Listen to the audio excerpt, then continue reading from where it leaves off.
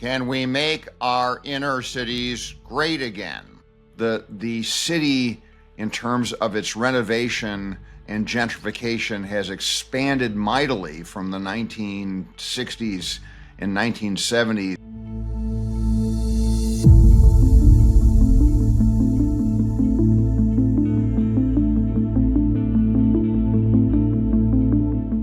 Can we make our inner cities great again?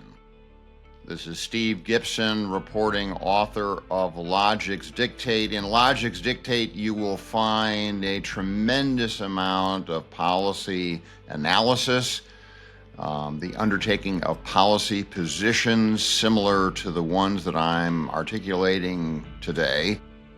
And I think that you'll find that Logic's Dictate as a novel actually advances a lot of real-world practical solutions to problems that exist today, even though Logic's Dictate exists at some point in the relatively near future.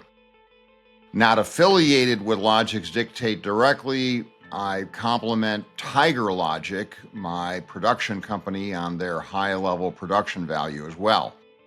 Back to the question of inner city redevelopment.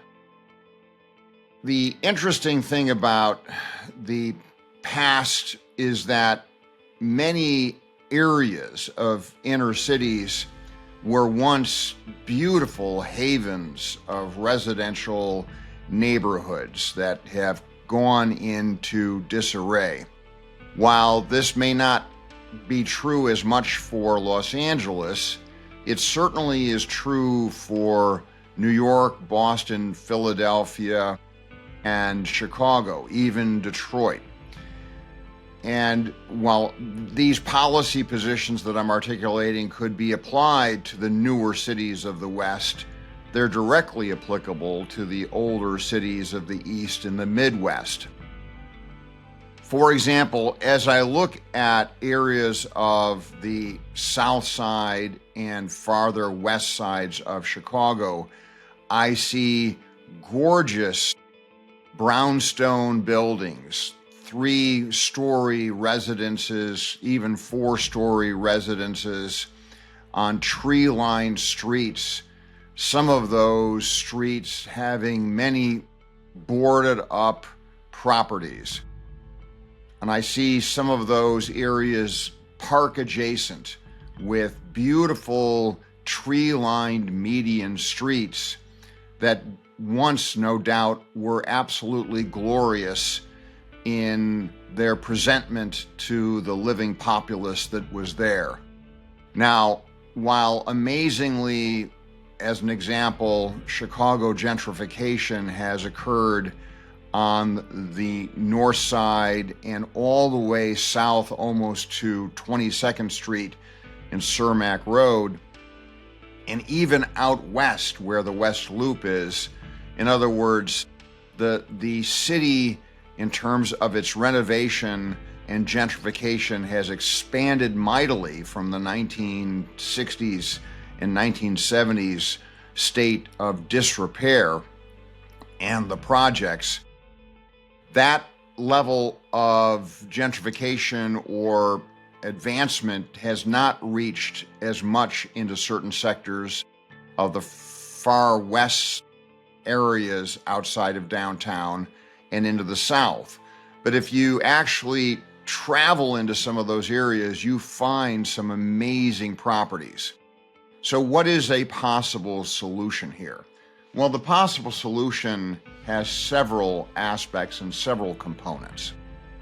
First and foremost, I should say, what if we were to gate in some of these communities with a security force that has adjacent to these communities a grocery store, and the gated community runs to one of the nearby train stations so that you have effectively a protected enclave. If there is any activity in those enclaves which is untoward, those people are effectively evicted from that enclave. If tagging occurs within that enclave, graffiti, in the other words, it is subject to severe penalties. You also then have selective low-income housing where folks with any level of criminal history are not provided the ability to live for a long-term period in any of those housing establishments.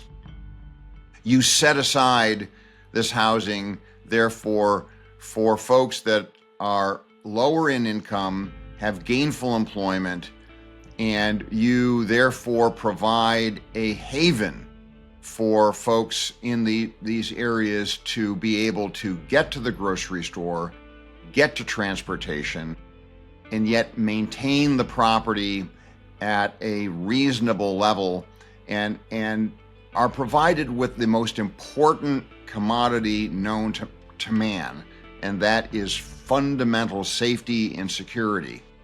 Now, obviously, we want to be able to have access to schools, and the hope is that you ring the areas around the schools that are nearby to these gated communities with a number of gated communities and potentially private security forces. This will cost a little bit of money in the short term, but you are effectively doing gentrification for lower income folks. Now, if you also then couple that operation with attractive city or state provided financing for these low income folks, not deficit financing where the state is taking it on the chin or the city is taking it on the chin, but a level of financing that is state supported, maybe through bonds, that allows some of these lower income folks to be able to move into these communities, you're going to see a renaissance in the communities that now are blighted at best. This is an easy solution that is not particularly expensive. This is not a socialist Mondani grocery store, free food, free buses, free everything. This is creating tax revenue for that lower income folks are going to be paying with respect to property taxes. All of it is low interest but not no interest loans through government bonds that are going to be financing these communities. Instead of spending $1 billion or more with respect to sports stadiums or other type of programs that aren't directly benefiting the residents of these cities, you're directly providing incentive-based financing to folks that will thrive in these communities and provide the level of redevelopment of the communities that is desired. Now, some of that financing is going to go to making these boarded up homes no longer boarded up. There might need to be some level of preferred contractor activity with respect to making these homes habitable. There might be some level of maintenance expenses that are associated with perhaps HOA expenses in these gated communities. But again, what we're talking about is marginal cost for expansive redevelopment for lower income people. Instead of building tall projects like Cabrini Green or others that become crime infested, these are communities that are reinvigorating the fabulous history of the past with respect to some of these buildings that already exist. These are homes, not cinder blocks where people are engaged in criminal activity that is hard to control and hard to manage. It is selective housing, I will grant you, because you're weeding out the criminal element. You're providing this housing to folks that are family oriented and school oriented and are working, and yet are not necessarily working at the level to be able to afford the $1 million or more homes that are on the already gentrified locations of these cities. You couple this prospect and this project, if you will, with enhanced police enforcement whether it be local police or interagency police, including the FBI, against gang activity. And when we're talking about enhanced activity against gang activity, we are treating gangs as effectively domestic terrorists that are subject to what are called criminal RICO actions, where they are engaged in organized gang activity centered around drugs and prostitution and other nefarious activities. And we target those street gangs and the street gang leadership hard. We treat them again as if that leadership is a terrorist cell within the country. Why don't we do this? Why are we not focusing street gangs and eliminating them as much as possible?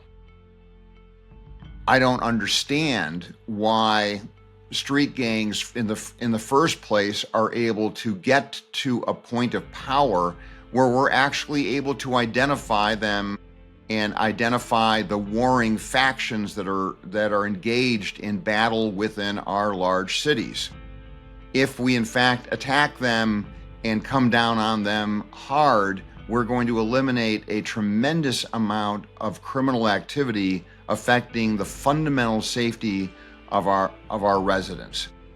Now, if you couple that as well, as I have commented in the past, with drug legalization and prostitution legalization, what is left for these gangs, if not, the only thing really left is extortionist type of behavior, the top type of mafioso behavior that we've seen in movies like The Godfather, where people are having and companies are having to pay safety money to gangs and gang leadership in order to not be attacked by that gang leadership.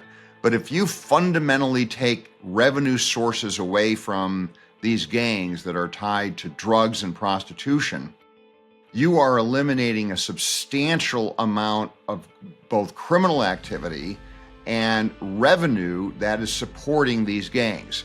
Imagine a world whereby we are taxing drug use, because we're never going to eliminate drug use. We're just enabling the gangs to promote drug use, control drug use, and fight over that drug use. Imagine a world where you are able to license companies effectively to distribute drugs through their facilities for home use, excuse me, home use only. Then use some of that tax revenue to support some of these inner city gated communities, educate drug users against drug use, and take away the ability of these gangs to control that activity and frankly promote drug use to their users. Every gang member that's in the drug trade has every incentive to promote and frankly advertise the benefits of drug use to all of their users. You also then take away, if you take away prostitution as illegal, you take away that level of revenue, you're able to regulate that prostitution trade, you're able to isolate the prostitution trade into certain sectors of the city. If you want to call them red light districts, you can. If I were in the administration of any city, I would actually create a prostitution zone of some level of elegance. I would have, given the fact that this is going to be legal activity, the companies that are involved in the prostitution trade build, if they don't already exist, elegant buildings and cobblestone pathways and street lights that actually make it look like it's a decent entertainment zone for adults. You do all of that, you educate against prostitution, you tax it, you have thereby transformed the cities from where they are right now into security havens, gated communities for lower income people instead of projects. You have avoided gentrification in some of these places by by securing entire areas of inner cities for lower income people, and have created an entirely different matrix for our inner cities. The other project that I would recommend is that if adjacent to some of these gated communities, you knock down some of the structures that are boarded up, and you create inner city garden communities that serve the gated communities that they're adjacent to. There are entire areas of the city, particularly Detroit, that frankly are filled with acres of buildings and former residences that are no longer useful and could be torn down and create literally a garden path that would be adjacent to some of these gated communities. How large are we talking about in some of these gated communities? If you merely took a 3-city block by 3-city block area and gated that in and made that adjacent to a grocery store, transportation and housing, or secure paths to grocery stores and transportation, and then made adjacent to those city blocks inner city gardens that could be gardened by the residents of those communities, you are transforming our inner cities.